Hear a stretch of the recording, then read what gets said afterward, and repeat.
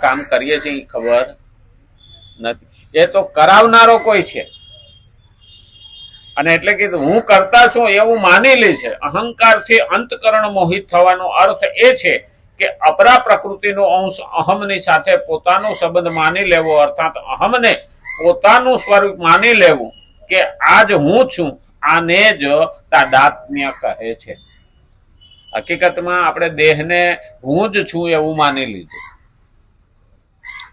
જો દેહ હું હોત તો હું જન્મ તો એવો ને એવો રહે, પણ આપણે મોટા થયા, બાળક થયા, કિશોર અવસ્થામાં ગયા, યુવાન થયા, આધેડ થયા, વાનપ્રસ્થમાં ગયા, અને પછી સંન્યાસમાં ગયા, અને પછી રામ બોલો ભાઈ રામ. હવે રામ રામ એમાંય રામનું નામ લેવાનું છે, રામ રામ કોકને કરીએ એમાંય રામનું નામ લેવાનું છે, સીતારામ કરીએ એમાંય રામનું નામ લેવાનું છે. પણ દરેક ને દરેક જગ્યા જુદી આપેલી છો. હા, લગ્નમાં જઈને રામ બોલો ભાઈ રામ ન કહેવાય. તને હું તો રામનું નામ જ લેતો હતો. એટલે ક્યાં શબ્દ વાપરવો ને એ પણ મહત્વનું છે. હા, हिंदी में राम नाम सत्य है, लगन शादी में जाके नहीं बोलने का. हाँ, तो कोई भट्ठो लઈને ઉભા થાય. હા, બોલા મારે પેલો કે ને કાઠિયાવાડમાં લગ્ન હતા, બોલો કે મારા હાટું મોટી કે ગાડી લઈ આવજો જાન જોડવામાં, કે મારે તો મોટી ગાડીમાં ફોર વ્હીલમાં જ આવવું છે, કે આ ઢેબિયું નાની નાનીમાં કે બે જણા હમાય કે મોટી લાવજો.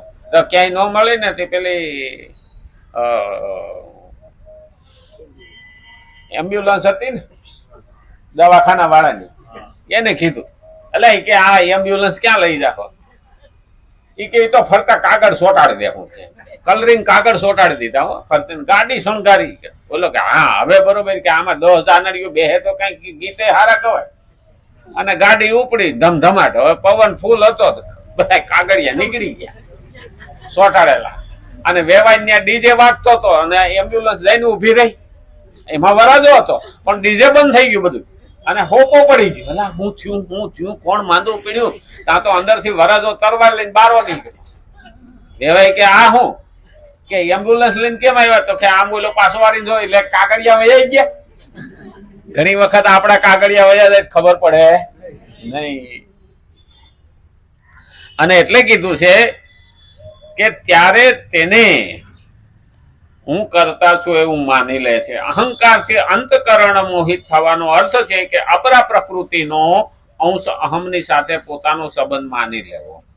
આ જે બહારની પ્રકૃતિ છે, અપરા, પરા અને અપરા, એ બહુ ઊંડું છે. પણ અંદરનું અને બહારનું લેવો, અર્થાત અહમને પોતાનું સ્વરૂપ માની લેવું. જે હું અહમ છે ને, અહંકાર, એને પોતાનું સ્વરૂપ માની લે. હકીકતમાં અહમ પોતાનું સ્વરૂપ હોતું નથી. આજ હું છું. આ દેહને આપણે એવું માની લઈએ કે આજ હું છું. ના, કારણ કે દેહ તો મુસાફર છે, એક જગ્યાએથી બીજી જગ્યાએ સફર કરવાની છે. આમાંથી નીકળ્યો એટલે બીજે પ્રવેશ કરવાનો છે, મુસાફર. અને આપણે આને તાદાત્મ્ય જોડી લઈએ શરીરની હારે, કે આત્મા એ શરીર છે અને શરીર એ આત્મા છે. હકીકતમાં એ નથી. ભલે આપણે કાચી માટીનું કોળિયું તો દે, પણ આત્મા મરતો નથી. નૈનમ છેદંતી પાવક, આવી રીતનો એક શ્લોક છે આ ભગવદ્ ગીતામાં, કે આત્માને કોઈ મારી શકતું નથી, આત્માને કોઈ બાળી શકતું નથી, આત્માને કોઈ ભીંજવી શકતું નથી, આત્માને કોઈ સૂકવી શકતું નથી. એ તો અમર છે. કારણ કે અમર કેમ કીધું? આત્મા મરતો કેમ નથી? તો ભગવાને આમાં કબૂલ કર્યું છે 15મા અધ્યાયની અંદર. 7મો શ્લોક લગભગ છે, મમે અંશ જીવ લોકે જીવ ભૂત સનાતન. મારો અંશ છે. તો ભગવાનનો અંશ હોય, ભગવાનમાંથી છૂટો પડેલો હોય, તો ભગવાન મરતા નથી. તો આત્મા મરે ખરો? કારણ કે આ તો જેવી રીતે આપણે એમ કહીએ ને કે પાણી નષ્ટ નથી થતું, વિજ્ઞાન એમ કે છે પાણી નષ્ટ નથી થતું. ઘણાને એમ લાગે કે પાણી ખલાસ થઈ ગયું. હકીકતમાં એ નષ્ટ નથી થતું. જ્યારથી પૃથ્વી થઈ ત્યારથી જે પાણી છે એટલું ને એટલું છે, એમાં એક ટીપું ઓછું નથી. ઘણાને એવું લાગે હોતું હોય છે અમારે કે પેલા 10 ફૂટે પાણી હતું, અટાણે 1000 ફૂટે જતું રહ્યું. એ તો અંદરથી ખેંચી લીધું. પણ પાણી છે એ 2 વાયુમાંથી બનેલું છે. 2 વાયુમાંથી બનેલું છે. 2 જાતના વાયુ, H2O. H એટલે હાઇડ્રોજન, 2 ભાગનો હાઇડ્રોજન, 1 ભાગનો ઓક્સિજન. એ 2 ધડાકાબંધ ભેગા થયા અને એમાંથી પાણી પ્રવાહી બન્યું અને એ પાણીને ગરમ કરો એટલે પાછું વરાળમાં રૂપાંતર થઈ જાય. ઘન પદાર્થ રૂપાંતરિત નથી થતું. ઘન પદાર્થ રૂપાંતરિત ન થાય. આ રૂપાંતર થઈ ગયું. હવે જ્યાંથી પાણી આપણે બહાર કાઢ્યું, ખેતરમાં ગયું, ત્યાંથી વરાળ થયું, એ વરાળ થઈને ઉપર ગયું, એ વરાળ ઠંડી પડી, એના વાદળા બંધાણા અને એ વરસાદ થયો. જગ્યા બદલી પણ પાણી બદલતું નથી. કારણ કે પાણી જેટલું છે એટલું ને એટલું છે, પણ એ ઓછું થતું નથી. કાં તો બરફના સ્વરૂપમાં અને કાં તો વરાળના સ્વરૂપમાં પણ પાણી રહે. કારણ કે પ્રલય આવશે આવું કહ્યું. પ્રલય આવે ત્યારે શું કીધું કે પહેલા અડાયા છાણા જેવી ધરતી થશે, 16 કળાએ સૂર્ય તપસ્ય. ભજનમાં એવું કીધું છે, આગમવાણીમાં 16 કળાએ સૂર્ય તપશે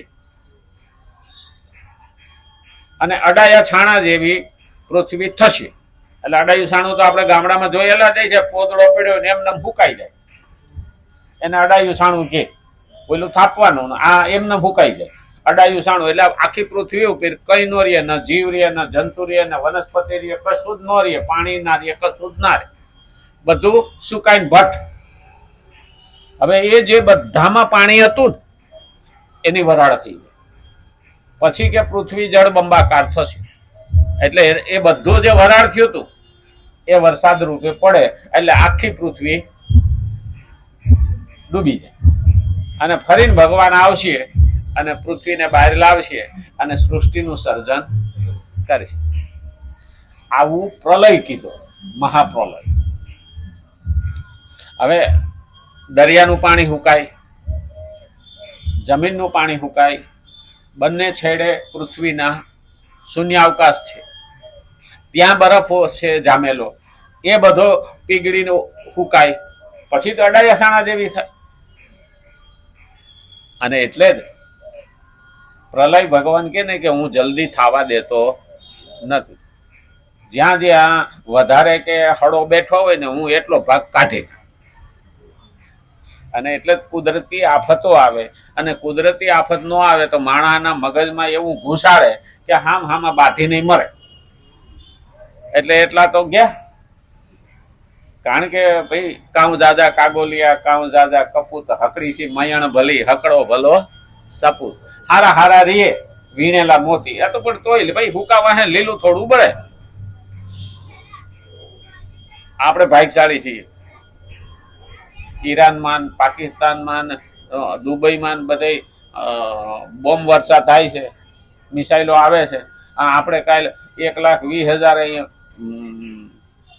આનંદથી મેચ જોતા હતા, જલસા કરતા હતા. આપણને કોઈને અસર થતી કશું જ નહીં.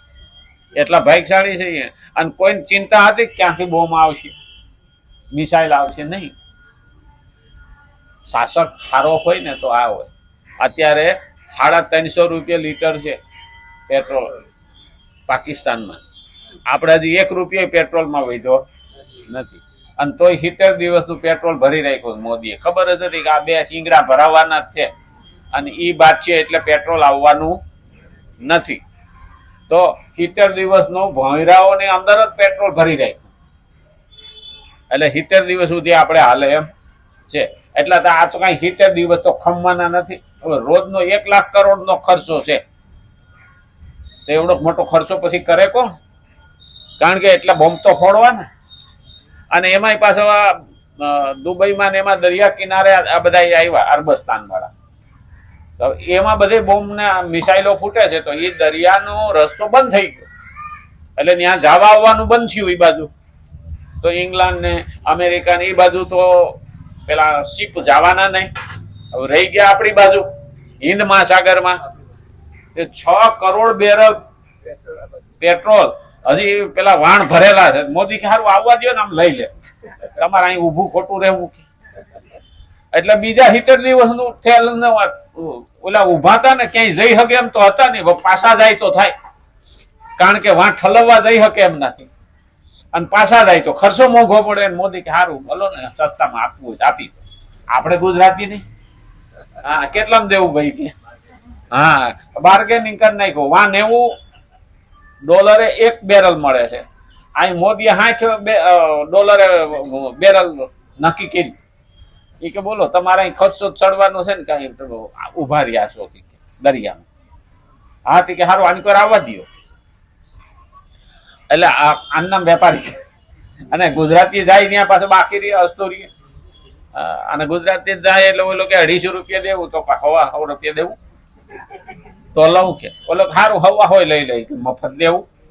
અરે કે મફત લઈ જાય તો 2 દે, આપણે ના પાડીએ. આનું નામ ગુજરાતી.